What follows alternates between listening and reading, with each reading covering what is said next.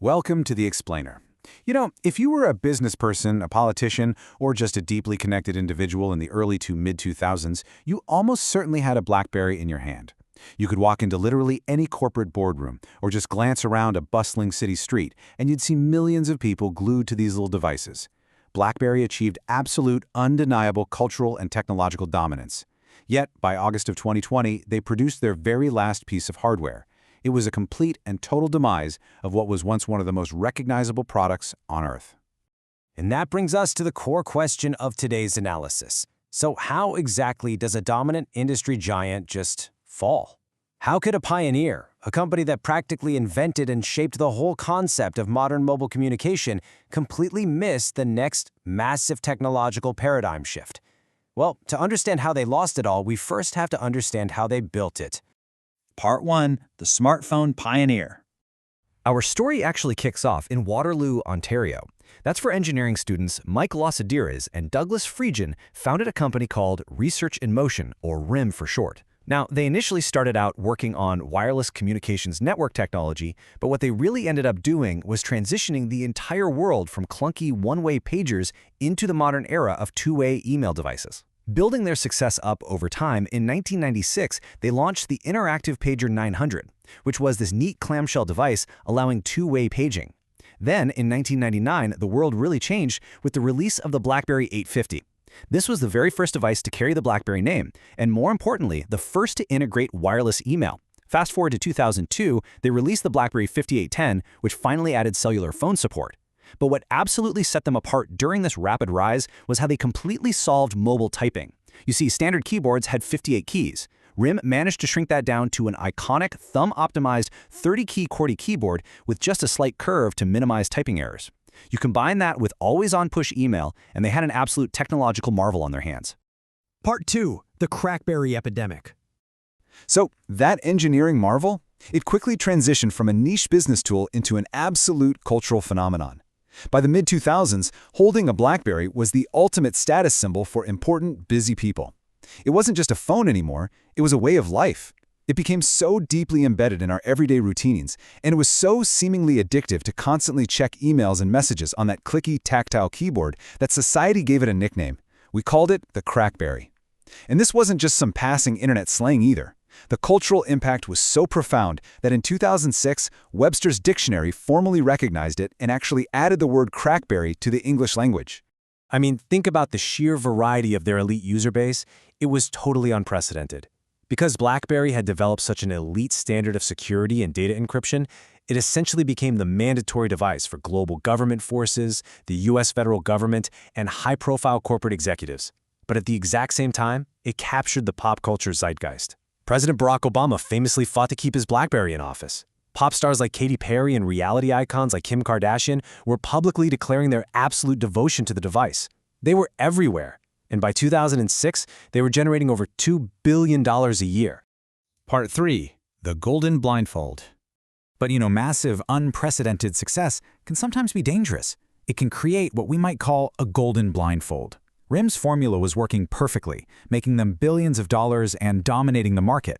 But that exact success kind of locked their leadership into a highly specific, rigid mindset about what a mobile phone was actually supposed to be. They were entirely focused on very specific pillars of productivity. For instance, they believed a smartphone absolutely required an unmatched physical keyboard with that perfect click. They highly prioritized a multi-day battery life, where you'd only need to charge your phone maybe once or twice a week. They relied heavily on their elite security. But most importantly, they were entirely dependent on what traditional wireless carriers allowed them to build. Back then, carriers held all the power. They dictated the device's capabilities just to prevent their networks from being overloaded by data-heavy features. Part 4. Enter the iPhone. Then, in January 2007, Steve Jobs walked out onto a stage and introduced the Apple iPhone. This marked an entirely new era and the beginning of a massive disruption in the telecommunications industry. Now, behind the scenes, Apple managed to accomplish something RIM never had the power to do. Apple wanted total control. Like we mentioned, carriers usually restricted data-heavy features like full web browsing or video streaming to protect their networks. But Apple brilliantly leveraged the massive, unprecedented success of their iPod, which at that point was generating over $20 billion, to negotiate hard with the carriers. The carriers desperately wanted access to Apple's massive customer base, and to get it, they had to give up their control. This unprecedented deal allowed Apple to dictate the phone's design, the software, and crucially, include a full, uncompromised web browser. So when RIM's leadership saw this brand new device, you'd think they'd be panicking, right? Well, actually, their reaction was surprisingly dismissive. Just listen to this quote from RIM co-CEO Jim Balzilli right after watching that 2007 iPhone launch. He literally just said, "It's okay, we'll be fine." The dramatic irony there is staggering.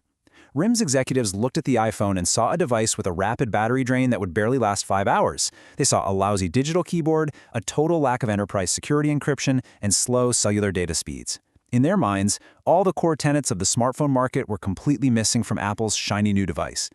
And this brilliantly illustrates the fundamental disconnect going on here. Notice the stark contrast between the two approaches. RIM was fixated entirely on existing enterprise needs. They were doubling down on physical keyboards, security, and battery life. They pretty much assumed the iPhone was just a fancy toy for casual consumers. Apple, however, placed its emphasis on a massive, beautiful screen, intuitive multi-touch interfaces, and full web browsing. RIM completely failed to challenge their own preconceptions.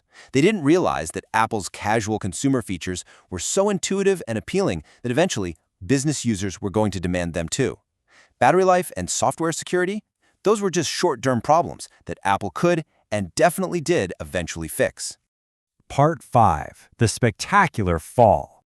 That fundamental miscalculation kicked off a really catastrophic decline. As Apple's iOS and Google's new Android platform rapidly evolved, offering beautiful touchscreen interfaces and these massive app ecosystems, BlackBerry's core audience finally began to abandon their physical keyboards. The user data from this period is just staggering to look at. In 2011, BlackBerry actually hit its peak with 85 million global active users. But as the smartphone revolution left them in the dust, that number absolutely cratered. By 2014, it dropped to 46 million, and by March 2016, it had fallen to just 23 million. In the span of barely 5 years, the company lost nearly 3/4 of its entire global user base. Now, it's not like BlackBerry just sat there and did nothing. They definitely made some desperate late attempts to adapt. In 2013, they tried launching a modernized, touch-friendly operating system called BlackBerry 10. But when that didn't stop the bleeding, they made a massive pivot in 2015. They released the BlackBerry Priv, a phone that completely abandoned their proprietary software to run on Google's Android OS instead. But sadly, it was just too little, too late. On September 28, 2016, BlackBerry officially announced it would cease designing its own hardware internally. They were surrendering the very market they helped create. Part 6. A Software Legacy. But, the end of BlackBerry hardware wasn't actually the end of the company itself. They survived by falling back on the very thing that made them a favorite of governments in the first place, their elite encryption.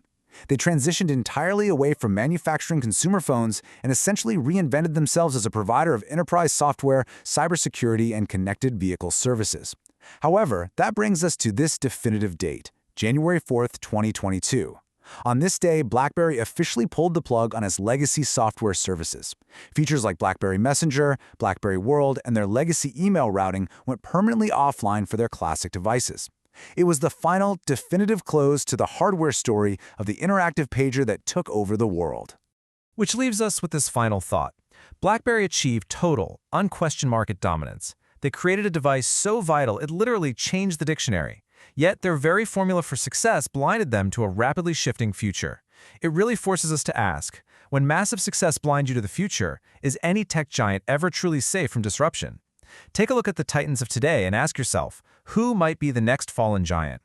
Thanks for joining me to explore the rise and fall of BlackBerry. Keep questioning, keep learning, and I'll see you in the next explainer.